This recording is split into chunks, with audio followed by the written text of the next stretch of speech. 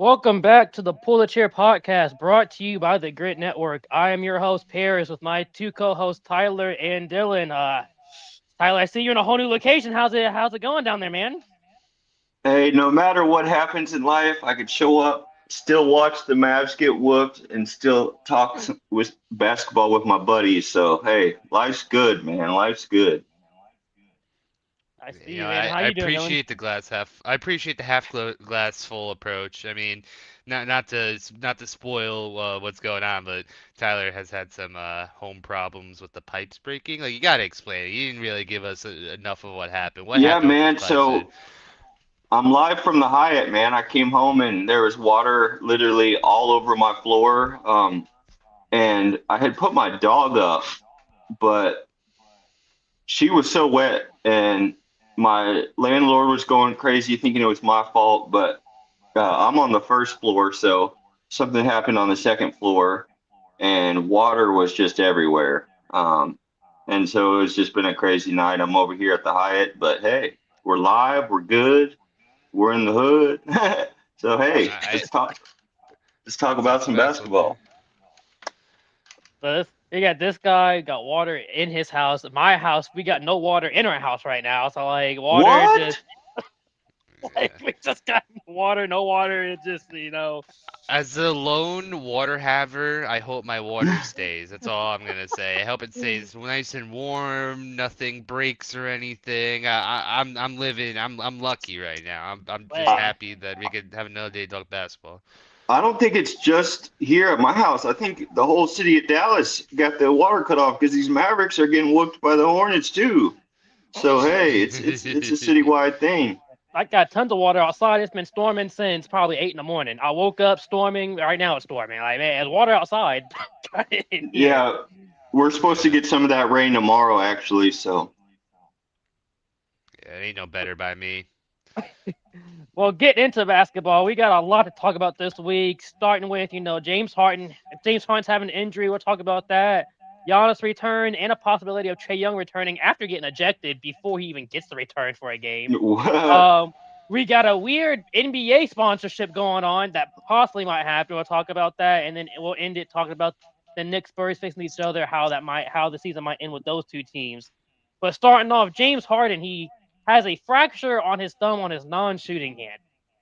He says he's not going to get any surgery on it, at least to finish the year out, so he doesn't miss any more games.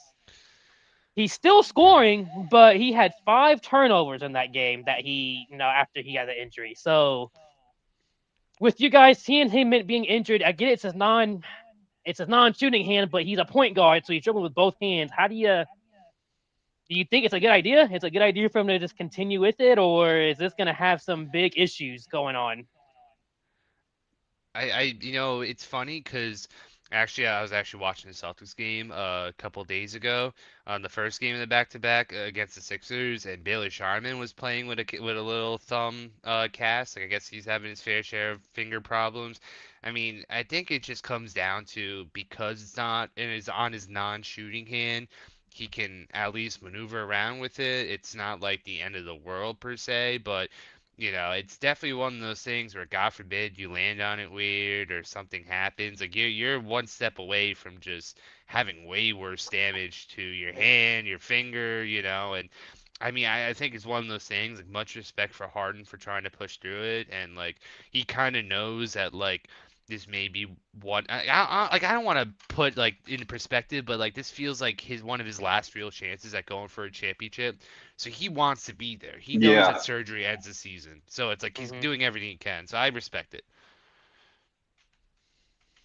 man, this is very disappointing for not only Harden but for Cleveland as I've been so high on Cleveland, and if I'm a Boston fan, I'm happy because that was one of their biggest threats to in the East. Them, the Knicks, the Pistons. But so basketball players know shooting hand or not shooting hand, that hand is very important, and you won't be able to do what you're normally able to do. And this is a big damper on the Cleveland Cavaliers and James Harden in particular.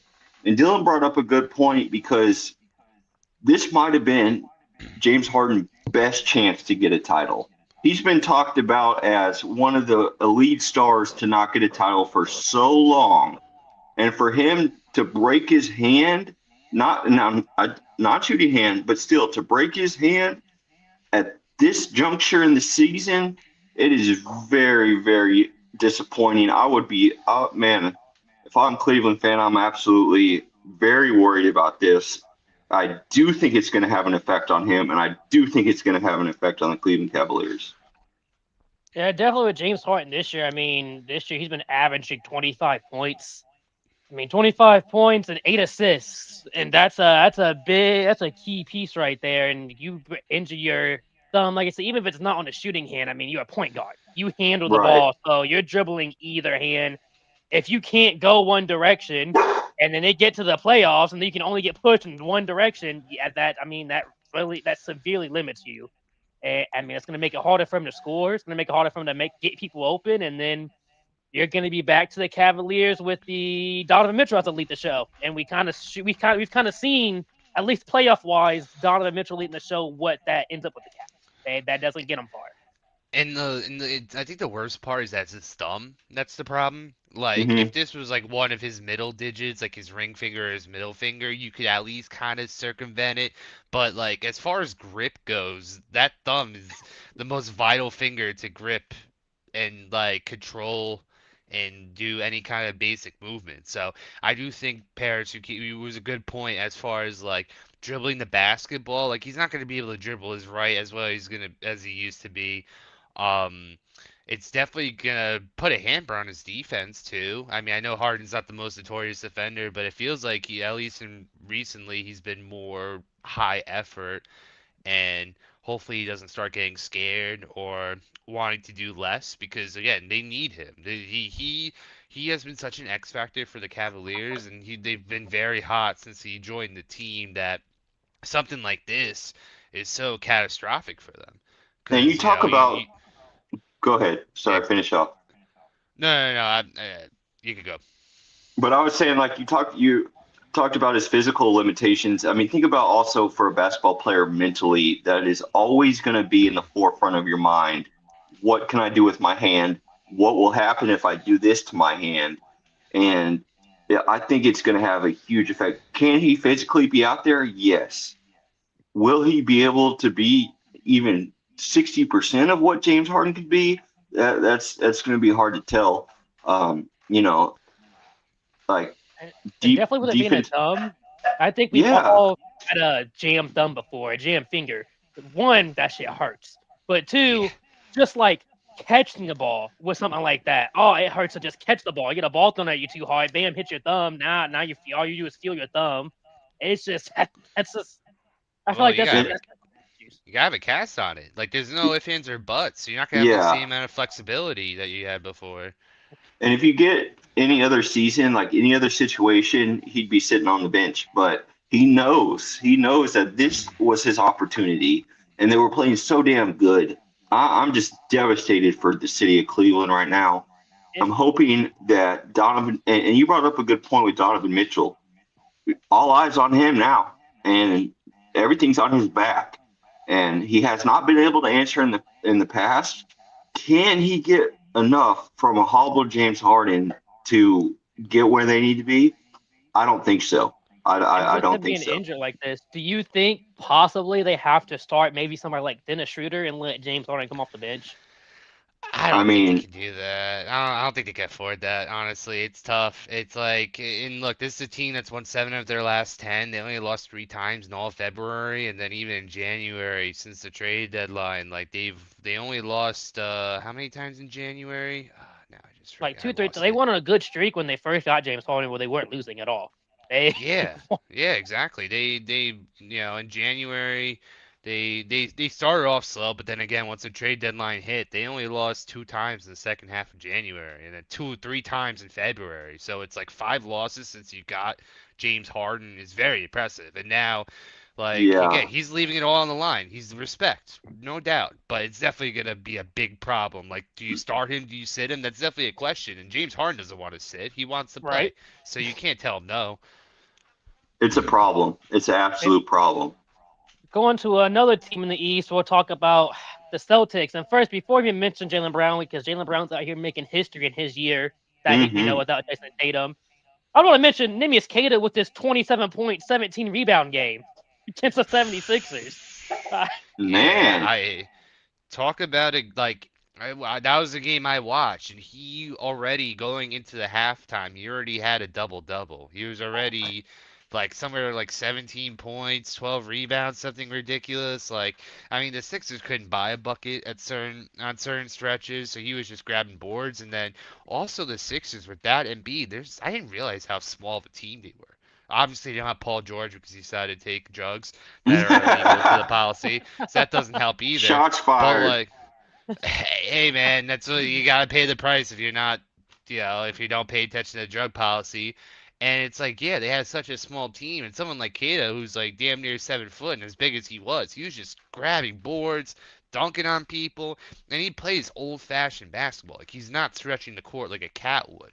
So he's getting 27 points by getting into the paint, dunking on dudes' heads, and making your free throws, which is very underrated for a big if you're not good at shooting to be able to make your free throws. He was very good at his free yep, throws, and he had a couple blocks. I believe he had somewhere like 2 or 3 blocks as well. So all he was all over three the place, blocks. man. I'm very excited about it. And like they started him over Vooch, and Vooch didn't have a good game off the bench. So it makes you think of Missoula's maybe kind of playing around with different lineups just to see, because they're still messing around. They had a 4 White plus Derek White lineup against the Bucks Oh and my. friggin' smoked Poor Giannis. So White. really, it's an all white. It's an all white starting lineup, and they smoked the Bucks Bringing with back that Larry Giannis. Bird lineup right there. Yeah, Yeah, dude. and when you lose to a roster like that, man, I mean, you know how it is. It's a pride thing. You can't lose to four white dudes. But Boston's No. got to be Bo- Boston's got to be looking at their chops right now. You heard Bill Simmons say that Jason Tatum could come back Friday against the Dallas Mavericks, and when you have Jaylen Brown doing what he's doing, plus you have the team playing the way it's playing, this team is a formidable threat to win the East. And I'm not just throwing that out there. This team is locked in right now. And then you add Jason Tatum, who's his documentary is going to come out. You've seen little clips of it. What a Everybody needs a story out documentary of nowadays. Boston. Jesus Christ. And you know what? Yeah, it is what it is, but it is remarkable that he is about to play coming 9 months out of an Achilles tear. Oh yeah. Yeah, So he's been on a big media tour. Like he's definitely been like doing the ads, he's doing the podcasts and everything. My hmm only thing with the Celtics, and I know Tatum's thought about it. He on one of the podcasts he was on, he mentioned just like how well this team is gelling. How is someone like him gonna just step right in right at the end of the season? How does he fit? Because when we last left off with the Celtics, the playoffs against the Knicks, Jason Tatum, he when he's on his game, he's top five. He's been a perennial first team All NBA for years before this injury, like no doubt. But when he has his bad games, when he's forcing his shots and hmm he like bricks and bricks and bricks and he's just almost trying to shoot himself out of a slump, like I'm just afraid that now, especially with this Achilles injury, like he's not gonna be as explosive as he used to be. He's not gonna do all the same, as far as like defense wise, like he's not going to be the same defender he was, at least in the immediate future. Maybe next season with a strong, as things heal up. Hopefully he doesn't re-injure it because that's another thought. Like we saw Klay Thompson have back-to-back seasons losing seasons with Achilles injury. He was only practicing the offseason when he blew his Achilles out. So if he gets a second Achilles injury, his career is done. His at least his peak is just done, and that's it. So ideally, hopefully, I want to see a Tatum that could put his ego aside and be more of a facilitator and getting the shots when he can, rather than just forcing his shots. But we'll only know when we see how he looks when he gets back on the court. Definitely with and we Jaylen Brown this year. I mean, Jaylen Brown showed he can lead the team. If when Jason Tatum comes back, he should at least let Jaylen Brown continue to carry this team this year. Obviously, Jason Tatum being out there, absolutely. it's gonna help. Mm. He can get his shots, and I mean, we've seen people come back. Kobe came back. Kevin Durant's come back, still played, and he can shoot. So Jason Tatum can shoot. We know he has a shot. He can hit this mid range. But with Jaylen Brown doing his thing this year, just continue to let Jaylen Brown do his thing. one, it makes having Jason Tatum out there should make it easier for Brown to still score even more. But two, make it easier for Tatum to get open on 3-point shots or mid range shots because Jaylen Brown's been averaging dropping just 30 points a game. Let him do that. Continue, let him do that. Hmm. Yeah, and you know what? We talked about the situation in Cleveland. Kenny Atkinson has a hard job, but Joe Mazzulla has one of the hardest jobs now to the way he's going to implement Tatum because you can't just tell Jason Tatum, hey, well, you're going to have to actually, but it's going to be hard to tell somebody of his caliber, hey, take a step back to these guys. But how he's going to implement Jason Tatum in a team that is already playing so well, it's going to be crazy.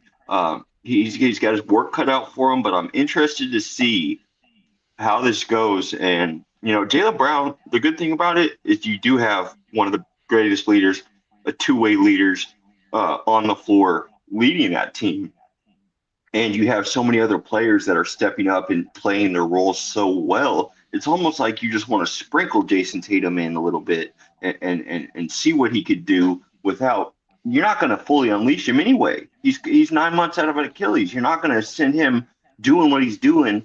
So all eyes on Joe Mazzola to see, hey, how do you implement him and how do you get this team to buy into everything with him on the floor? Yeah, so I hopefully I hope Tatum really embraces the point forward. Like, it's not a real position of point forward, but it's more of a role, so to speak, Hmm. because he's always like, I mean, like the whole point of the Anthony Simons trade is to get another big to give us more length, and by proxy losing that guard, like Derek White's not a real true ball handler, facilitator. Like He's he's more of a shooting guard. fantastic catch and shoot. Yeah, he's way more of a shooting guard. He's a fantastic catch and shooter, especially when he's open, and fantastic on defense as well. But and Jaylen Brown has been facilitating a lot too. So it's one of those things where and it's natural for these NBA stars to have their own ego. Like, of course, Tam wants to go out there and dominate. That's all he's wanted to do. That's all he's going to do. You said, Tyler, Missoula definitely has a tough task here to control everybody and make sure that focus, because focus is definitely going to be a big thing. And we even saw Jaylen Brown early in the season posting on X like that image of last year's offensive rating and standings and defensive rating before the All-Star break from last year to this year, and they were just about the same, if not better. Which I mean, I understand where Brown was coming from in that sense, where it's like, oh, it's supposed to be a gap year, but we haven't missed a beat. But Yeah. Tatum definitely has to look at that a certain way and be like, well, that doesn't make me look good. So he's gonna wanna be out there and establish his dominance. And I know Jaylen Brown and Jason Tatum work well together. That's not there's no animosity. They're more professional more than anything. Like they don't seem like the closest friends, but again, you don't have to be friends. You just gotta be able to get along and work. 'Cause at the end of the day, it's a job for them. So Mhm. it's definitely going to be very interesting to see how Yeah. all this works. I hope he facilitates. It's all I hope. Tatum could just facilitate better. Don't force shots. Celtics will be just fine. Yeah, and to wrap And and they're to end up NBA like, champions. oh yeah, and They're I just want to NBA wrap up the champions, so 76ers game. We mentioned Vucevic not having a good game, but between Kada and Vucevic together, they combined for 29 rebounds. So Yeah. I mean, like having two centers like that has them be able to compete with a team like, again, if they face the Knicks, I don't think they lose to the Knicks, but the Knicks have that big man presence. Having Caden and Vucevic down there, they got a big man presence now down there. So, And and also you can't sleep. There's another guy. I mean, not enough people know about him yet because he's only a rookie. But Hugo Gonzalez, like yeah. the on the second half of that back to back, he had an 18 point, 16 rebound double double, and like yeah, like he's just 19 years old, man. So it's like if it just feels like they really are firing on all cylinders when you could get a 19-year-old to play 35 minutes. He's a guard, mind you. Mind you, he's a shooting guard as a position, and he's able to do a 18-16 double double with five insane. stops. Like, come on. Like, what are we doing? Yeah, it's Crazy. insane. And then to go into Jalen Brown, because we've been talking about him, he broke 13,000 points. He's only the 12th player in Celtics history to break 13,000 points. And I feel like 12,000.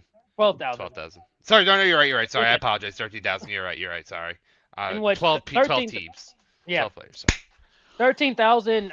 it's one of those in your head doesn't seem like crazy enough, but like when only 12 players in all of Celtics history, we're talking about probably do you want to, if not the greatest, not the second greatest, the greatest basketball organization in the NBA, and only 12 players, other players in the Celtics history have done this. That shows where Jaylen Brown is, and he's only 182 points away, 188 points away from 11th, 190 from 10th. So by the end of the season, this dude's going to be top 10 in Celtics history of points. Ninth, then it goes to Jason Tatum, right when Jason Tatum's about to come back. So, them two are going to be dueling it for a top 10. But what a year. I mean, what a career so far for Jaylen Brown. But again, this year, what a year for Jaylen Brown. And a year that was supposed to be a gap year. That he's dominated this year. And Eh, people were saying whether him and Jason Tatum could mesh, and they were wondering whether they should keep them two together. And then they made Jaylen Brown the highest paid player ever at the time, paying him over 300 million. And now we're a few years later saying he's earning every dollar of that. He's got a mhm. ring now, and he's man, and it's awesome to see. I'm a Dallas Mavericks fan. It's hard for me to give flowers when it's like this, but Jason or Jaylen Brown has earned every bit of the respect that he's going to get. He should get more. He's outspoken about some of the media and other people not giving him his respect as a two-way player, but he gets his everything that's coming to him. He's deserved it. He's worked hard. He's been a great role model for the NBA and for that franchise. He's going down now as one of the greats, and he's still not even done. Not even scraped the surface on what he could do. And so, man, big amount of I mean, respect for Jaylen Brown. yeah, I mean, especially with a franchise like the Celtics that goes back to the Yeah. original teams that played in the NBA. When you look at the top 10 players, I mean, like, I know JoJo White's 11, but just looking Hmm. at the top 10, as far, like, if you wanted to say the modern day players that had a 3-point line introduced, like, you had Paul Mm-hmm. Pierce at 24,000, Larry Bird at 21, Parrish at 18, McHale at 17.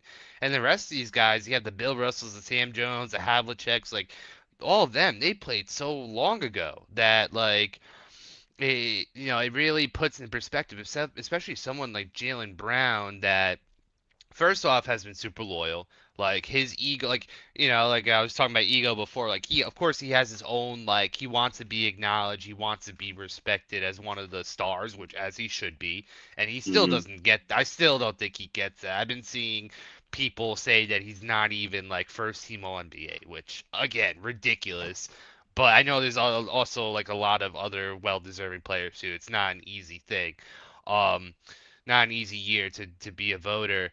But at the same time, like you've pretty much been the second guy all your career behind Tatum, and you're right there as far as points go. Tatum has 13,784, and friggin' Jaylen Brown is just behind him, just breaking 13,000. So, and Jaylen Brown also had played another year more than Tatum, and technically he has 2 years now over him, considering that Tatum pretty much missed all this season anyways. But the fact that those two have gelled the way they have, they brought home a championship, which is like as a Boston fan, like that's the litmus test. It's just like if you win a championship, you're just a legend forever. And Mm-hmm. now, like Jaylen Brown, he should be a first team All NBA this year. He should be in the MVP conversation, but I don't think he's even gonna get that. He should be. It kind of feels like he's just an afterthought. He may barely even get any votes. He may get a fifth or fourth place vote, maybe, I from mean, what he's from the way people are talking about him. he's like demanding his respect at this point, and it's got to follow. You just got to give it to him, man. You got to give this dude his flowers. Look at what he's doing. I mean, People he wrote almost him. averages 30 points. Yeah, Yeah, yeah. That's what I was gonna say. Jaylen Brown this year is averaging 29 points a game with 7 rebounds and 5 assists a game. I mean, like, and not to say what he does on the defensive end. He sometimes guards, or I mean, sometimes he all the time guards the best player. He wants yeah. that matchup. He wants the smoke on the defensive end, and so man, respect. And, Funny keep enough, in mind, go sorry, ahead. one more thing. Just one more thing. The points, rebounds, assists are all career high point per game totals for him. He never broke 5 assists per game.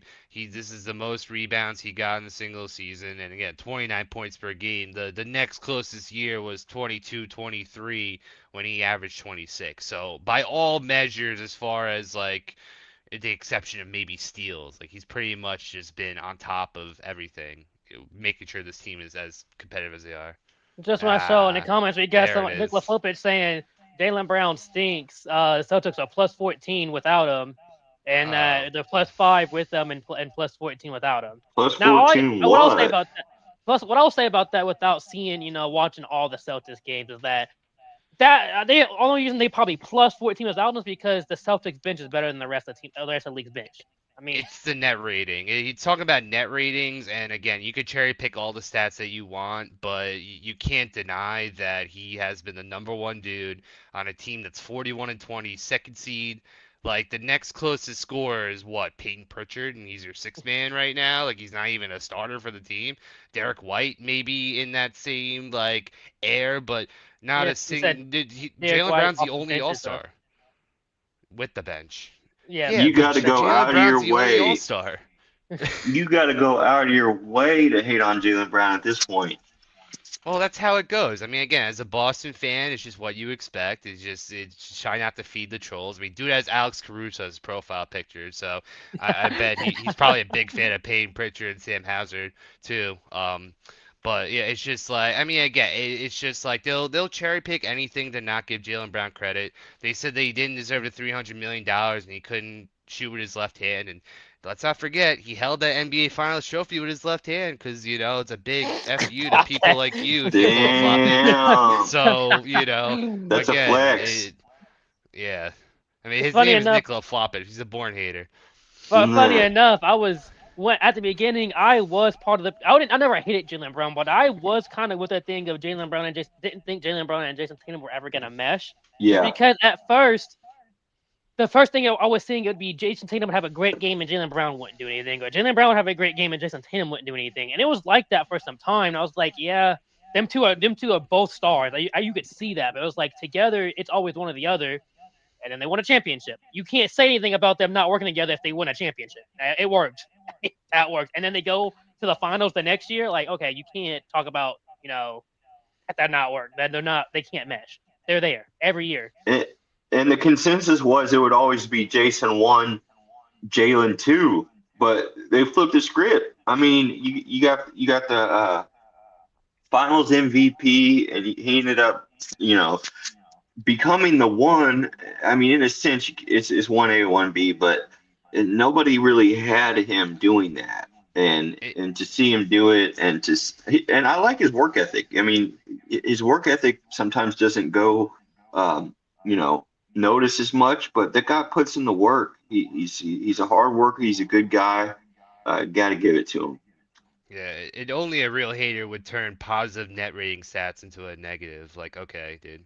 Like, And also, he says this that turn he's a bum. He has a lot of turnovers, which means if he's saying that, he must he's the also main hate. ball handler. I He's mean, the he main one he ball must handler. also hate Luka Doncic then, because He's trolling. Luka has I guess troll 13 so. city. turnovers, and He's rage Jokic has baiting 4 me. turnovers a game. So, but If you look at every main ball handler, I guarantee you every main ball handler is the highest turnover guy in every single team. that's not how it works. Like, what are we? It That's why just makes Tyrese sense. Halliburton was such a big talk last year, because Tyrese Halliburton doesn't turn over the ball as the point guard. And that's why Hmm. I was like, how can this dude do all these assists and not turn the ball over? That was why he was such a big talk. But we're gonna move on talking about some people returning. Giannis returned last night. Obviously, they got destroyed by the Celtics, but I'm not too worried about it just yet, just because that was his first game back. Trey Young's supposed to be returning too pretty soon after getting ejected before he even gets on the court for the Wizards. He got ejected for talking to the ref about Tari Eason. Both of them got ejected, but Trey Young gets ejected before his even first game starts. That's just kind of funny to see. But Giannis comes back for the Bucks. They get destroyed by the Celtics again. Your first game back after 15 games, and then traded for Cam Thomas while he was out. You face one of the best teams in the league. I'm not too worried about it. I didn't know if he would come back this year, though. I mean, they're already out. I think they're out the plan at this point. with some in for the Bucks, they will make the play. They 100% will. And they have a team that's good enough to beat some teams in the East. They're not a obviously they're not going to beat any of the top teams in the East. The 1 through 4, they're not going to beat. Potentially could fight with the Cavs with James Harden be injured. Potentially. But 1 through 3, they're not competing. But when it gets down to 5, the Raptors and 76 with the Magic, with Giannis back, the Bucks could beat the Raptors and 76 with the Magic, in my opinion. With Giannis, with Kevin Porter, Ryan Rawlings, Cam Thomas, Bobby Portis, that team can beat a Raptors or 76ers, a Magic. So I don't think they can't go all the way, but they can at least compete, depending on who they get in the playoffs. If you ask me, they're beating anybody in the play-in. I tell you that. I mean, it's gonna be tough, man, because this Bucks team is Yeah. just they're gutted. They're not even like that's been a team that's just steadily fallen off year over year, and Giannis is doing the will they won't they kind of thing with trading him, and I mean I think it was I know Giannis is a very loyal dude, so he's like kind of like he doesn't want to burn bridges per se, but we saw how terrible that ended with Damian Lillard and the Trailblazers, like at this trajectory, at least Giannis was able to bring a championship in Milwaukee. Like, no one's been able to say they've done that since the 70s. So, it's like very impressive, and he's a bona fide top five guy, no doubt, year in and year out. No denying that. But when you look at the rest of his team, it's like you're gonna want Ryan Rollins. What is he? I don't think he's a rookie, but he's at very least a It, second year guy. he's pretty Like young.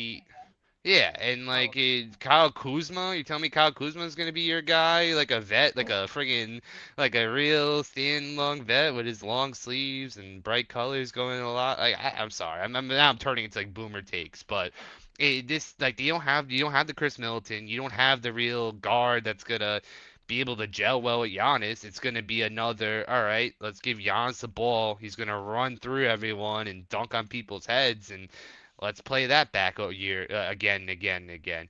I could see the Magic maybe like because they're a lengthy team at the maybe be the seventh seed. Maybe the Bucks could fall into that eighth seed depending on what goes on. And who knows? Maybe Charlotte. Will Charlotte finally make the playoffs this year? Charlotte may finally make it, I guys. told you they You never were. I know. told you they were. And for the I mean, Bucks, I got to see this team string together some wins before I start talking about them doing anything in the playoffs because this team can't win the game it's supposed to win. The few that they are supposed to win, they can't even win those.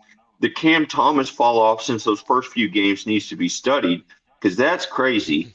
And yeah, this team has underperformed, underperformed, underperformed all season long.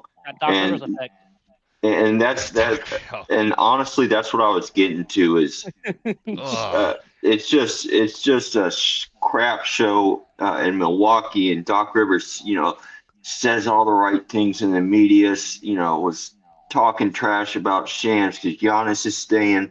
Well, you got Giannis now. You got the team. Now what, Doc? Now what is oh. the answers for all of these terrible, terrible losses that we're watching? You can't get these guys ready to play. Kyle Kuzma, say what you want about him. You should be able to use him. You should be able to get something out of him. You're not getting nothing out of him. Absolutely nothing. And Oh, he so, and you know what? Yeah, but he should be doing more than he's doing, is what I'm saying. And I Oh, I'm yeah. about to blow up on Doc Rivers because, again, as a Celtics fan, he gave us that ring against the Lakers, and since that year, he has been the biggest choke artist, disappointment, fake friggin' coach. Like, I always love when they do like the sideline, like, oh, mic'd up coach and Doc Rivers, you gotta just go out there and play your game. You just gotta go out there and play basketball and score more points than the other team. Like my voice hurts me trying to do a Doc Rivers impression. Oh, I just killed my voice. Oh no. But he's trying. this is no, I literally killed it because of Doc. fucking Doc Rivers. Literally, he took over a 30-13 Bucks team. They cratered, This and dude needs some now water. this And that's year, not how bad it is to be some Doc Rivers. Now you actually sound Golly. like him. Yeah. yeah, yeah, guys, I took over a 30-13 season record team, and now my team's 26-34 with way more games played. How do you do that? I don't know. I'm Doc Rivers. I can't coach a team for my damn life. Also, there's no way to explain getting rid of a coach who's 30-13. No. That was Worst It, feelings. crazy. that should have been the moment that Giannis says, "I got to get the hell out of here," Even Jay because Crowder called like that out. Yeah, it's I terrible. who wouldn't? I'm pretty Talking like about some, oh, we just don't play good defense. Well, 30 and 13. Oh, yeah, I mean, like that's like when the Grizzlies fired their And then coach just before the playoffs, or the Nuggets when they did that too. mhm. You're just like you're not even rewarding the coaches that are getting you there. You're just getting rid of them because you want to get some money relief. and you bring Cam Thomas in, you see what he does the first couple games, and then you can't get nothing from him. That's coaching. That's absolutely coaching. Yeah. Like, and now I you mean, have Giannis back, and you can't, and you That's can't, you can't. Yeah, he's a big Milwaukee fan. He knows to blame Doc, and talking about just getting rid of his last coach. Yeah, I mean, it's, eh, you they, can't explain that. You can't explain that. I no, mean, 30 and 13, bro. Who fires a 30 and 13 coach? And talking about Cam Thomas, Because I of don't think okay. Cam Thomas is very streaky. Cam Thomas is a very streaky guy. Now him dropping 2 points against the Celtics is like, all right, man, can we do something? But like this is why I think it's perfectly fine to have Cam Thomas on the bench because he's a very streaky guy. He can go out there and drop 30. He can. But then he could go out the yeah. next game and drop about like 5. And that is what you're going to get at Cam Thomas. And that's why, honestly, picking him up off of free agency is kind of the perfect move. Because you don't want to give up He, too much for him, but he can score on a good I day. mean, I mean, yeah, like, but I hope Nikola Flopic is still here because if you want to talk about someone that all he can do is score and literally can't do anything else, it's literally the key person here. I mean, this is someone that right now between this year he averaged 3 assists with the Nets because he was like one of the main guys with the ball, which is And in Marcus arguably one of Porter. his best per games. But once he came to the Bucks, he only averages 1 assist per game. Steals and blocks. He averages point 0.1 and point 0.2 on blocks and steals respectively. How He Cam can't Thomas get even. out assisted by Michael Porter? and Well, yeah. the Good problem is because of the roster.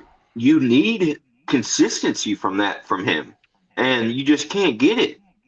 And so it would be different if it was like a team like let's say the Knicks or somebody that has a good solid core. This team needs that sort of production, and they're just not getting it. And so, are they going to fire Doc Rivers? Because you kind of got to. You kind of You would got to have thought they fire would the have done it dude. by now. Fuck, they got Yeah, him if by they You now. fired a got 30 to. 13 coach, how are you not going to fire this guy? Like, oh, because he's He, Doc Rivers. Doc Rivers and No, it's Darvin the Ham. Doc name. Rivers hasn't done nothing in years. He's been a laughing stock of the NBA. Get him out of here. How many 3-1 chokes does he have in the playoffs? I mean, More than one. he was That's more of for an sure. embarrassing coach with the Clippers. The Clippers always underperformed. With their team of CP3, JJ Redick, Blake Griffin, DeAndre Jordan, that was a team that's supposed to do something, and they always were like, playoffs lost, playoffs lost. Okay, this team, even y'all make it to the finals, y'all should be beating some teams in the playoffs. Y'all can't beat anybody in the playoffs every year. Y'all getting embarrassed in the playoffs. He also coached some elite 76ers teams too, and they never did anything with any of those teams. Like he was on the Sixers for like the 2020 to 2023 season, so like not quite Mhm. the peak Sixers, but I mean, again, you still had MVP level Embiid. You had a young Maxi who's been friggin' outstanding, and like Yeah, can't even get past the second round. Can't even get past the second round with them. So I'm done with Doc Rivers. He has to go. He needs to yeah, just disappear. As they say, the front office where we need to point blame, 100%, 100%. Oh 100%. yeah, 100%. yeah. I mean, Doc Rivers is a terrible. He's not a good coach, but like they're going with them. They're like, oh, we want to get up our 30 and 13 guy, but keep this guy who just underperforms. That's our And coach. And we can bring in Darvin Ham. that was a That's front gonna happen. office. Yeah, and that was a front office that brought the pieces together, Drew Holiday, to win the championship, and then since then has absolutely failed the organization. Getting rid of They Drew have Holiday was not, and it reminds me of the Mavs after 2011 when they won their championship. Like after that, you got to build, you got to keep going, you got to, you've showed yourself that you could do it. Now you can't go backwards, and all they've done is just gone completely downhill. And they've been looking for answers, and they've been dialing up the wrong one. now we mentioned a little bit of. Oh, good. You gonna say something, Dylan? Oh no, I mean it was really just like I think it's just the sheer fact that like I mean especially someone like Chris Middleton who kind of fell off a cliff, like he was a really big part of that finals run, and obviously Drew Holiday, like they got too greedy and went for the Dame Lillard who was just not It's who just he old, once old was. Dame Lillard. Like, Well, yeah, you got expired goods to come in and kind of be that next guard. And again, a prime Lillard would have been great for Giannis, but ever since he joined the Bucks, he was just super injury prone. He wasn't nearly the scoring factor that he once was. And I think it does come down to Giannis is just not an easy star to build around either, and especially when you're in Milwaukee, that is not a free agent destination whatsoever. Mm-mm. Like you yeah, have to make moves to do it, and it feels like they've only done the wrong moves. They haven't done any brought in Kyle proper building. Kuzma, got rid of Drew Holiday. Which, if they kept Drew Holiday, one, I think this team would consistently be better. But two, I'm not gonna go out and say, oh, they would have beat the Pacers, but they would have took the Pacers at least 6 games because Drew Sure, Holiday can defend, That and was a fatal he's error. special. we saw He's we saw he's what Lou balling Dort on. did to Tyrese. Lou Dort locked up Tyrese sometime. And Drew Yeah. Holiday's still balling. Like he's Yeah, a 16-year vet. This year he's averaging 16 points per game. That's better than his career average. Without He's that assisting at the steal, same level. He's so good. w- yeah, without what he did in that game against the Suns, the Bucks would not have any championships in a franchise. And yeah. and so, man, and then you get rid of him. Like, come on. It makes no sense. So that we mentioned Trey Young a little bit. He's returning on Friday. I say he got ejected, but the Hawks, the team he left, trying to do this magic, having a Magic City promotion against the Magic. Oh man, I don't think there's any way to explain this in the NBA other than this is a dumb idea. I don't even know why they even thought about doing this. This is a stupid thing. This might be the dumbest thing I've heard. It's funny because a lot. Stephen A. Smith has endorsed Magic City being good. Just about every basketball player with money has said that Magic City has been nothing but great.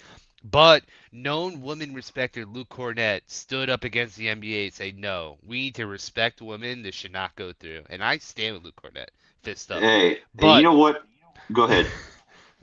but like, I mean, but like, just as from an optic standpoint, right? Just like as being fully serious, you know, the fact that like sports in general is supposed to be a family outing. Like usually you're supposed to take out family, you have kids running around, enjoying the game and whatnot. Like typically you want to be able to gear the next generation of kids to become fans.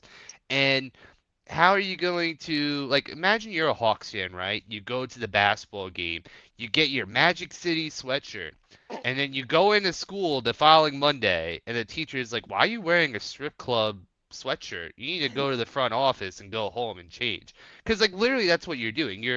You're Yeah, endorsing a strip club to children or other like just about everyone like and money's money, money talks, and I know that Magic City has been notorious. Lemon Pepper Lou didn't become Lemon Pepper Lou until he went to the Hawks, and you know, yeah, was just a beast.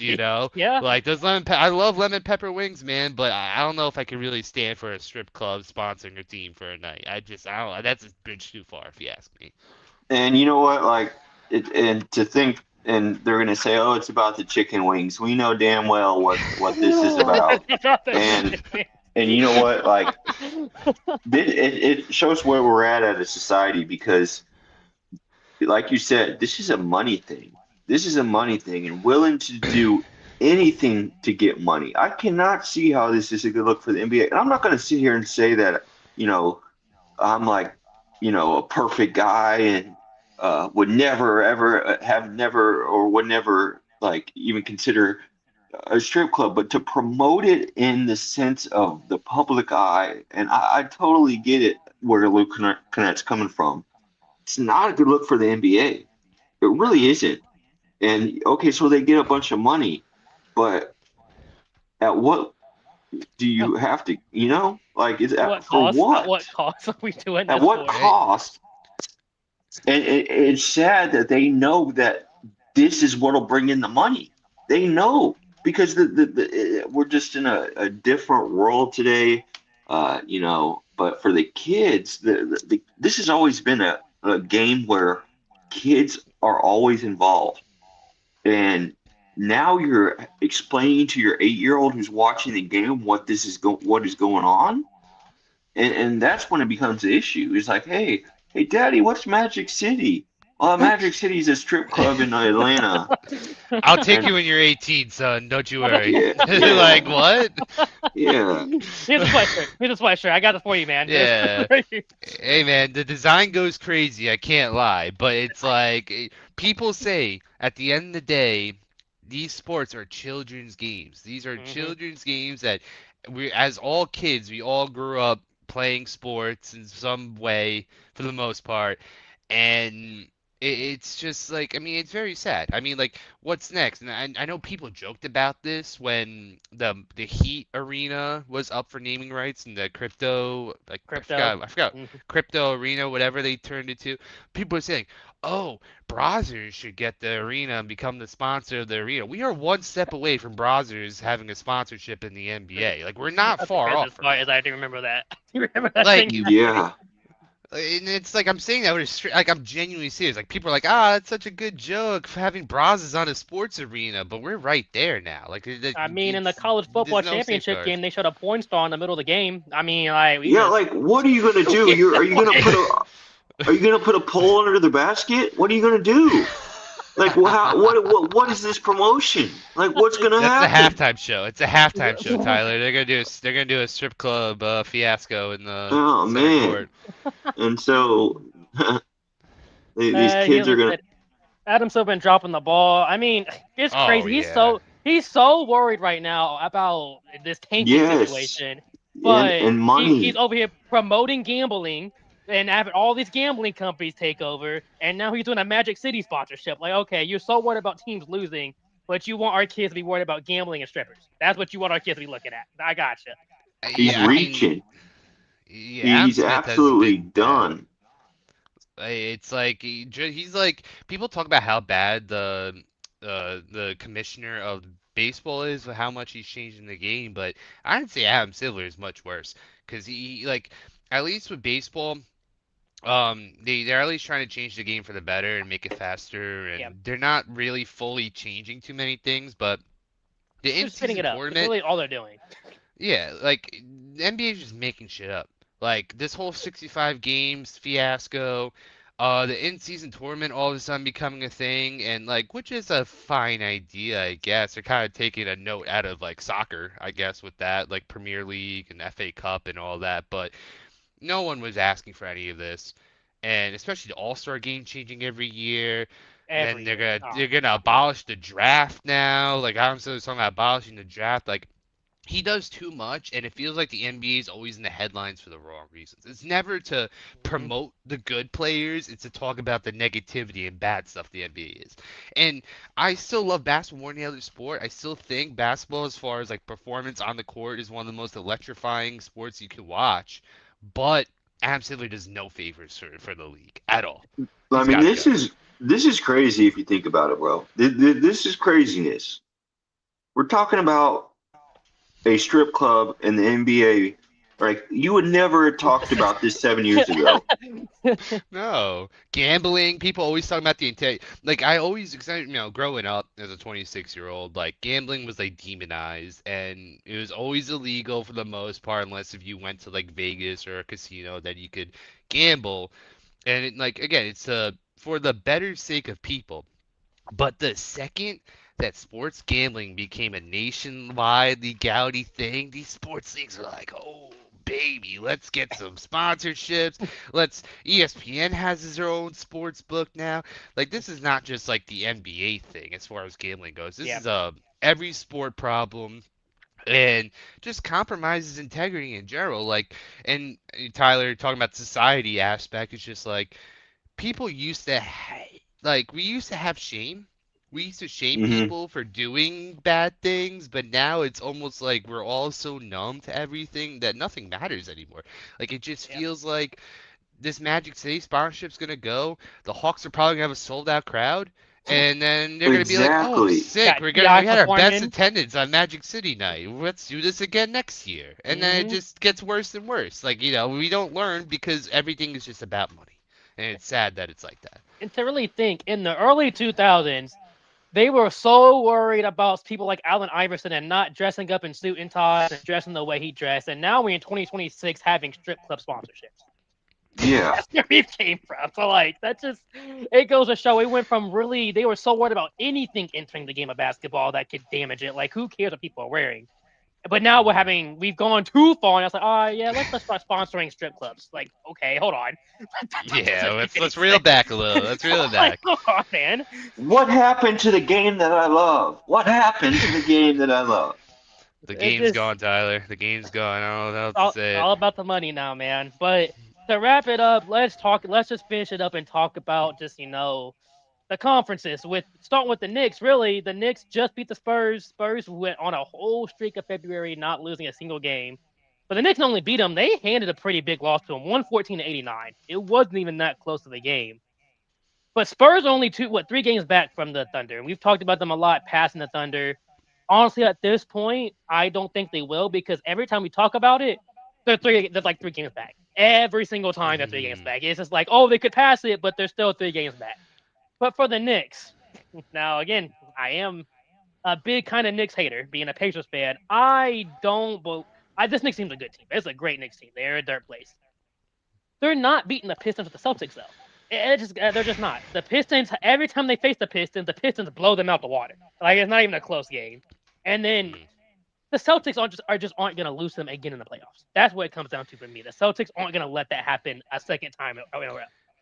It comes down to. I Paris, if I were you, I'd be very, very worried about this New York Knicks team and what they're capable of. I think this was more a statement about the New York Knicks than it was about the San Antonio Spurs. The New York Knicks, the style of basketball that they play lately, and for back to last year, what they did, and to bring it into this year, they're playing good at the right time. Everybody knows that it's who can get hot when it matters, and this team is getting hot, and they do so in a way that translates in the playoffs. They play hard, they shoot the ball well, they have a great point guard. So and I didn't have the Knicks. Before this injury with Cleveland, I had Cleveland coming out of the East, but this New York Knicks team is going to give some hell in the playoffs, and you're going to have to play 5 to 6, 7 good games of basketball to beat this team because they're playing damn good and they are here. The Knicks aren't weren't coming. They're not next year. They're here. It's funny because as someone that lives in New York, having an ear on the ground with a lot of people, like I work in the bar scene, so when I go from bar to bar, going to my different contacts, I talk to a lot of people at bars, especially Knicks fans, and Knicks fans are so beaten down at this point. I think New York fans in general are pretty much beaten down because they haven't had 18 this year since 2012 Super Bowl for the Giants. But I was talking to a Knicks fan that works as a sales rep for another place, and they were just like, "Yeah, man, like this Knicks team is good. They look very, very good, but I'm just so used to them being disappointed that." I can't even like have any hopes for them. And like first off, that's very sad that that's even like like that's just how their outlook is. And I I know mean, he's not the only it's one. true. Paris loves It's it. true though. It and it's understandable because like especially as big of a thing as New York is, like you can't get a bigger market in New York City, and they are in Madison Square Garden.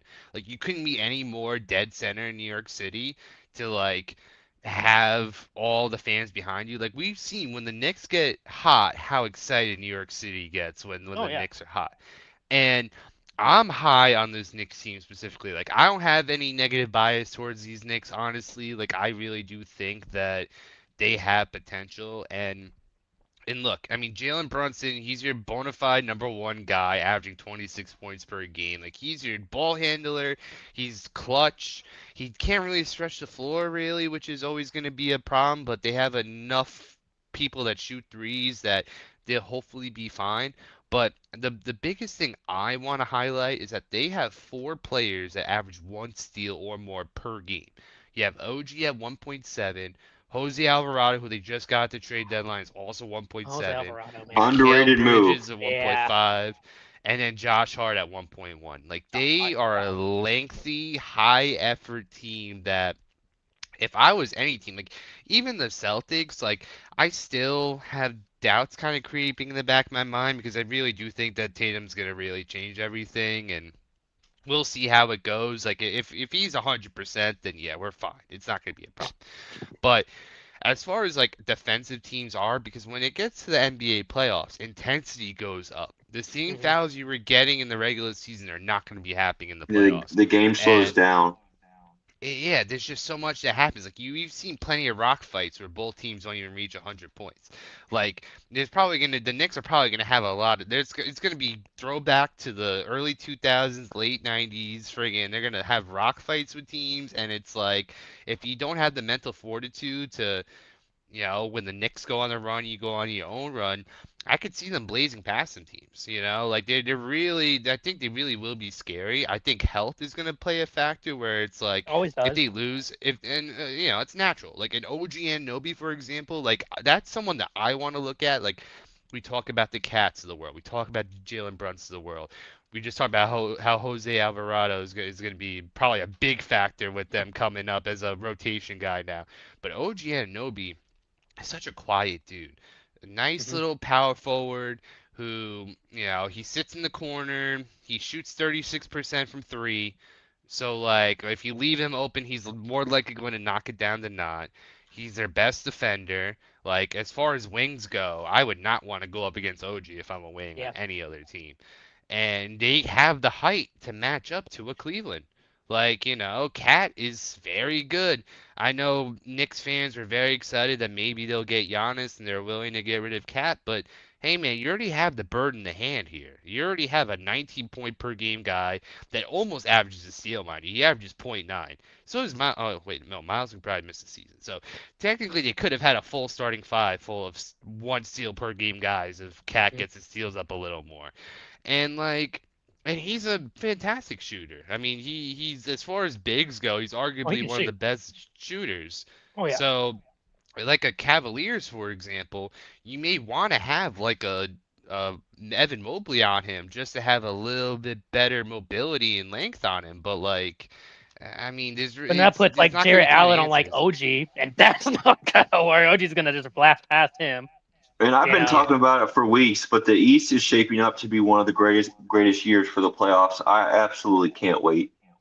Oh yeah. Personally, I think the Spurs are a year away, and I know there's people that'll challenge me on that. I do still think they're a year away. Thunder still have the edge there with Shea coming back and then still having crazy good odds to repeat out of the West. But Spurs are definitely formidable. They're definitely here, but I think they're a year away. And before I talk more about the Knicks, I just want to mention this comment. Talk about the Knicks are kind of like a Cowboy style team with more playoff appearances. That's Oh, kind. I I wish do. Barry was here. Barry would Damn. love that. He would love to hear that because he's a But Cowboys fan. Oh man, he would have gone a kick.